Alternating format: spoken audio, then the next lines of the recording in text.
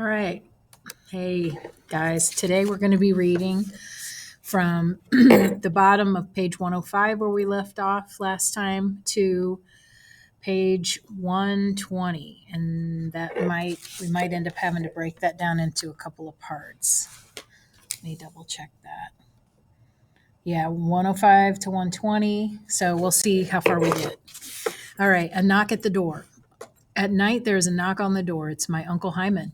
It is rare to see anyone besides Papa, Mother, and Dora. I want to say hello, but my uncle did not come for hellos.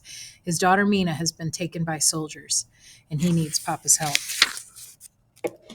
Out the door in a flash goes Papa, and we wait all night for him to come back. Search. Early in the morning, Papa returns, and we sigh with relief because he says everyone is safe. This, Papa says, is what happened.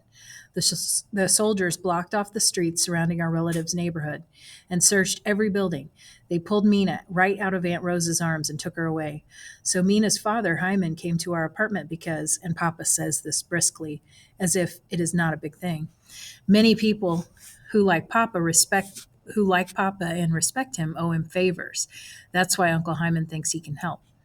So Papa and my uncle went out and woke people and asked all around and learned that the captured were taken to a ghetto hospital to be held overnight before being deported in the morning on an early train. Papa, through his sources, obtained 2 outfits worn by chimney sweepers and a wheelbarrow. Next, the 2 men went to Papa's workplace and took some bags of flour and filled the wheelbarrow. Then they went to the hospital. Rescue. No one even gave them a second look as they went in. I planned to stay here to sweep the chimneys, Papa tells us, but no one even asked. So the men looked in the rooms, and guess what they found? 3 children. One of them was my cousin Mina. Hide in the wheelbarrow, they told her, under the flour sacks. Then they calmly wheeled her out of the hospital to a safe hiding place. And then they went back in 2 more times to carry out the other children.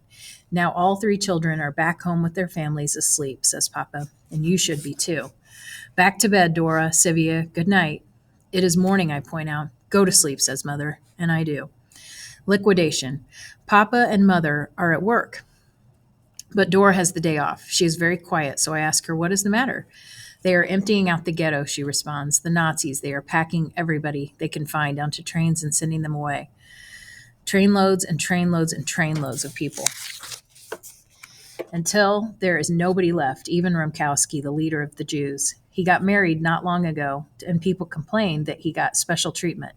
So much fuss over his wedding, when so many were suffering. But in the end, there was no special treatment, even from Rumkowski. He got stuffed into a train car like a regular Jew. Aunt Sarah and Uncle Shmuel gone on the trains.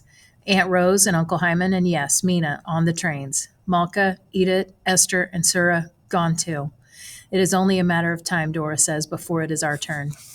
In the moonlight, nighttime, the moon casts a beam down, joining its light with the lanterns carried by Nazi soldiers marching through the streets on their way to our apartment. It is time. The soldiers stomp through our building, walls shake, windows rattle, my body trembles, and we are all awake, knowing the time has come. Everybody out, everybody out. Pound, pound, pound. This time, everybody includes my family and me. We all dress silently. My hands shake with fear. And I cannot button my dress. My mother helps me. Papa opens the door and steps out into the hallway. Dora takes my hand and we follow. Mother comes out behind us and shuts the door. We stand in the hall. What else do we do? Papa is a strong man, but even if he cannot fight off soldiers with guns. Other men and women come out of their apartments, some half asleep, rubbing their eyes. And then soldiers appear and herd us down the stairs and outside, where many other Jews and many other soldiers are walking down the street. We are ordered to step in with the group. We start walking, Papa and Mother, Dora and me between them, one family among hundreds being swept along the tide. A sea of innocents simply following orders as dawn breaks and the sun begins to rise. Moving forward. We'll stop right there, and we'll pick up there 113 to 120.